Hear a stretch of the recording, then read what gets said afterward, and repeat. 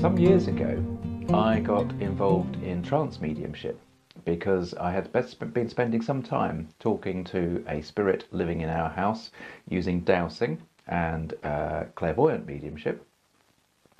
But I felt that I wanted to go deeper. I wanted to explore this aspect of our reality in more detail and try to find out, what's it like to do trance mediumship. What I did at this stage was, with a friend of mine, we got our brainwave patterns recorded by an expert who just happened to come into our life at that time.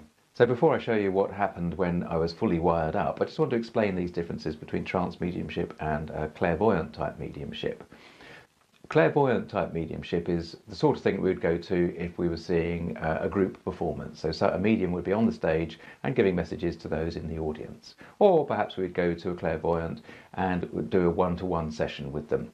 And in that instance, the energy of spirit is outside. It's all about here. The medium is picking up the information from the person, from the entity, from the aspect around them, from the space around them. With trance mediumship, what the medium actually does is invite the energy of a specific person, so somebody that's passed away. You invite the energy of that person to come into your space. So in other words, you become the host temporarily for that new energy, that new personality. I had become interested in learning trance mediumship as it seemed a good way for me to find out more about life after death. Now, I do have to stress that trance mediumship is not something that you just take on lightly. There's a very set process of learning that you have to go through, and it's a process of building your confidence and your safety in your relationship with your very specific spirit guide. And also the other thing is, you wouldn't in real life be standing around in the middle of a busy street with your wallet in your hand asking everybody to come and find you. And in a way, so we don't do it in real life and we don't do it with energy work. So the main thing is that with something like trance mediumship, you have to go through a process to keep you safe. My work with trance had begun a while before this day when we were recording the brainwave patterns in our house. In the early days of working with it, I'd met my spirit guide, and I was used to feeling his presence near me. And then one day, we were out filming for a producer, and on this day we interviewed a fellow called Harry Oldfield. Now, Harry Oldfield describes himself as a scientist and an inventor, and he's a really nice guy. And he's created a visual processing algorithm, which he uses on a computer to display images based upon a different set of criteria to the normal way visual images are processed. In other words, the final images look very, very different than ordinary photographs or videos. And what his system does is illustrate the way that light changes on a given subject by emphasizing these changes in light intensity, and sometimes he uses very striking color patterns to do that. On this particular day, I asked if I could sit and go into trance, just in case something could happen and be visible on camera. So what I'm going to show you is exactly that, and this is the very first time that my spirit guide actually spoke through me. Now the problem is, of course, is that this experience is entirely subjective, and in this particular footage that you're about to see, there is a voice talking off camera, and that's Harry Oldfield, and in fact he sounds quite excited by the images that he's capturing on his system. So this was the very first time that anything significant happened for me while I was in trance, and the voice you hear off camera is that of Harry Oldfield. No, you're giving off some beautiful effervescence. Can we just sort of capture that as a base? He's giving off some beautiful effervescent energy, Ellie, please. Okay. Now, I do believe that you're changing a thought pattern now, or doing something here, because your field is changing, and the things around you are changing.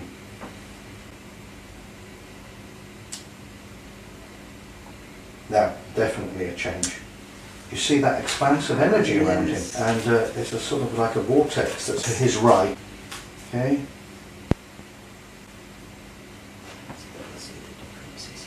Yeah, completely changed.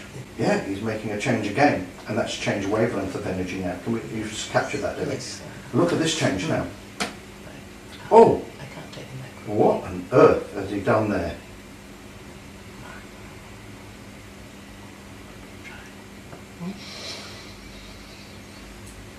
whatever exercise or discipline Tim is There is doing, more power in this child than he knows.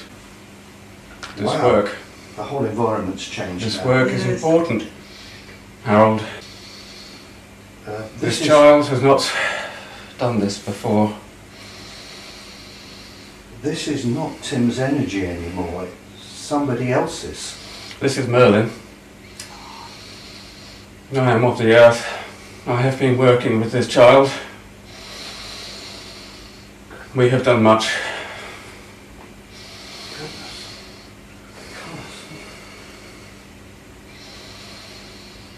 There is more to do.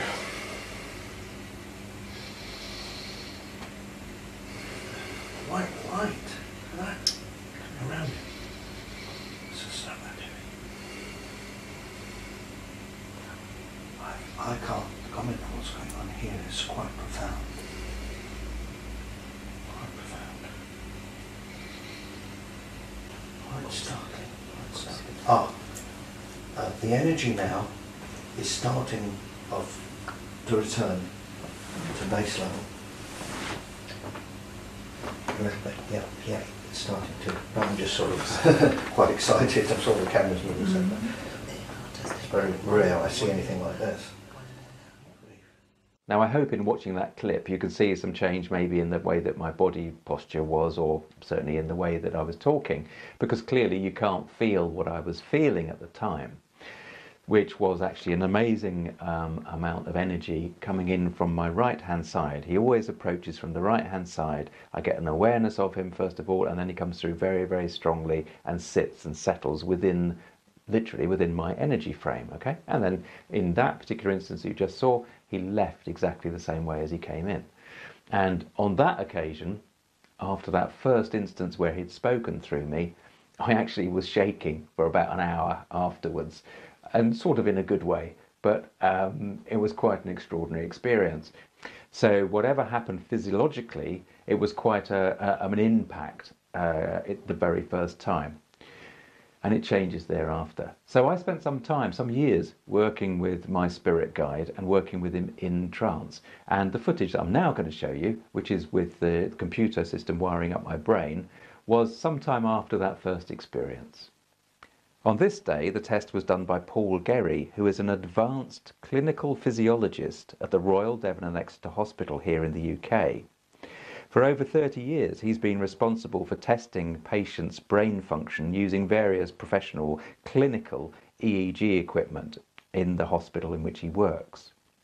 I'm hoping again that you'll see some differences in the way that my body posture is and how I'm saying things, because that's the giveaway really of when spirit actually comes through. I would like you all just to focus and be quiet and still in your own selves.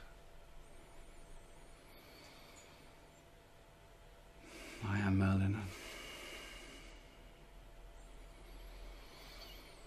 The channel is not used to performing in front of an audience, as you know. So we would take 2 minutes to focus. I always have a trouble connecting when the channel is stressed.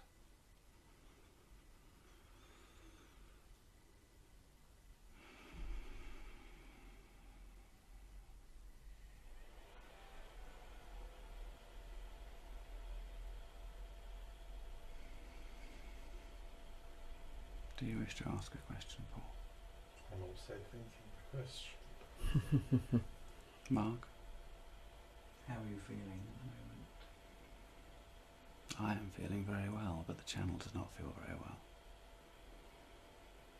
Can I do anything to help him?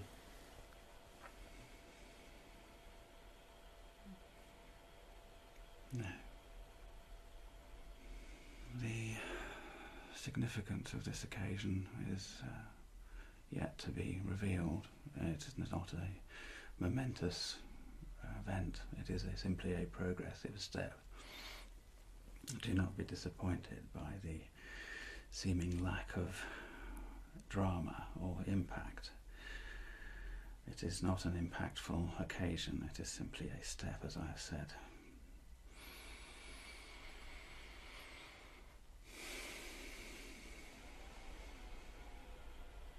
If I can ask a question. You may.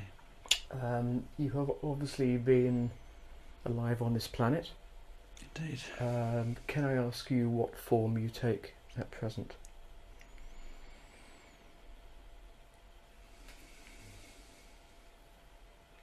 I am up. I fight with the channel to answer that question. Partly because you ask it out of cheekiness. No disrespect meant. I understand. It is not an issue. The dimensions. It is a common question. It is a question that the channel himself asked on many occasions, and the only way I can describe it is in the nature of the waves, in the nature of the function, in the nature of the membrane, in the scientific sense, in the energetic fields that interact. This is something we talked about yesterday, and we have talked on many occasions. If you consider that the world is not, absolutely not what you perceive it to be, it is not of... it is a projection as sorry.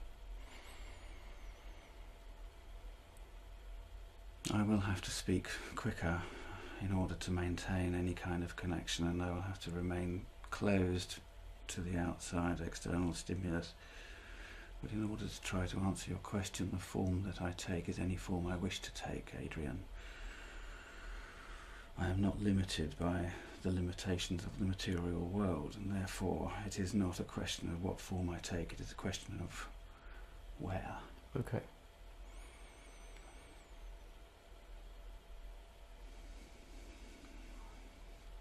That is not meant to be a riddle. It is a matter of fact that when you leave the 3 dimensions plus time, existence is a completely different affair. And for me to say that I am a being in any form that you would understand and recognize would be a misleading statement. And you must also recognize that we are limited by the vocabulary. And I understand that these sound like excuses, but the human mind is a very limited device.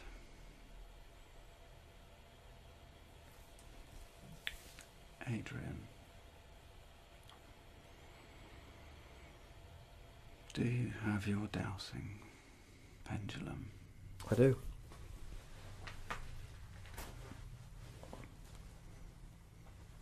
In my pocket somewhere. Okay. Here Yes. is Jane. Would you confirm that Jane is present? Yes, she is. Yeah, Jane is the spirit of the place, and she was here when Tim first moved in. Tim became very aware of her very quickly. And in fact, it was one of Tim's first steps into learning about the spiritual world and a connection with Hamish, who came along and had a conversation with Jane. Would you wish that Jane and the others be withdrawn? I'm happy with them staying. It's up to the others, it's fine. What do we do, Tim? Walk forwards? If you wish.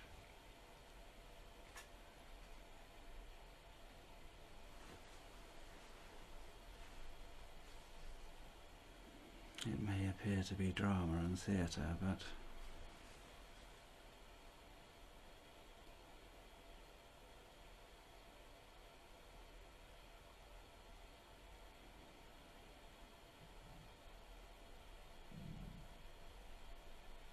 A little cooler. It is, and certainly it's coming out to, yeah, up to about my elbows. I can pick up that field.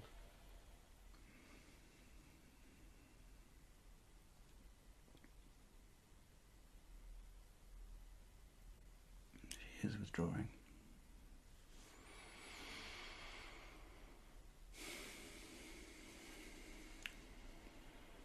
been achieved as a major step for the channel.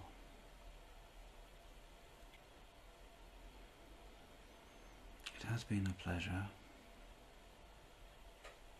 but I think I will withdraw.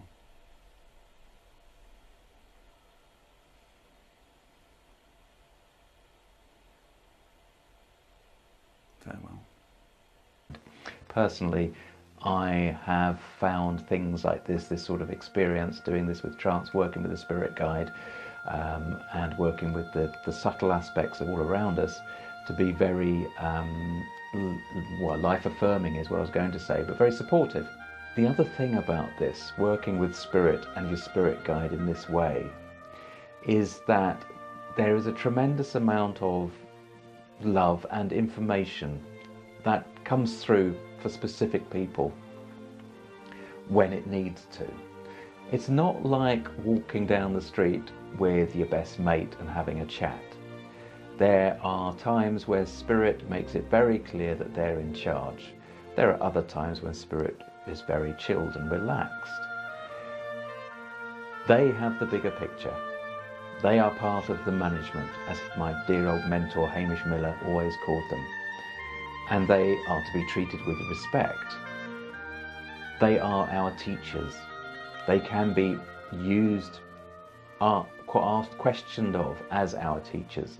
And that is really, really important, because your relationship to your spirit guide changes over the years. It is not consistent, and sometimes when they go very, very far away and you wonder, where are they? Are they coming back? Well, yes, they do come back. But there's a reason why they drift away, and there's also a reason why we are here as individuals, as individual energy bodies, as human beings. And that's for us to learn things as human beings. And one of the things that I've learned over these years is that human beings are far more than we think they are. We have an ability to tune into far more than we usually do, allow ourselves to on a day-to-day level. And in tuning into these aspects, we can see our lives very much more from that sort of Shakespearean perspective, where he said all the world's a stage. We can view our lives in a far more detached way, so our problems are not so massive and overwhelming. That's the big thing that I've learned about working with spirit and the subtle energies like this, and that's what I try to help people when I'm working with them one-to-one, to kind of get that new perspective on it all. And I really hope that you have enjoyed watching this today. So thank you very much for watching.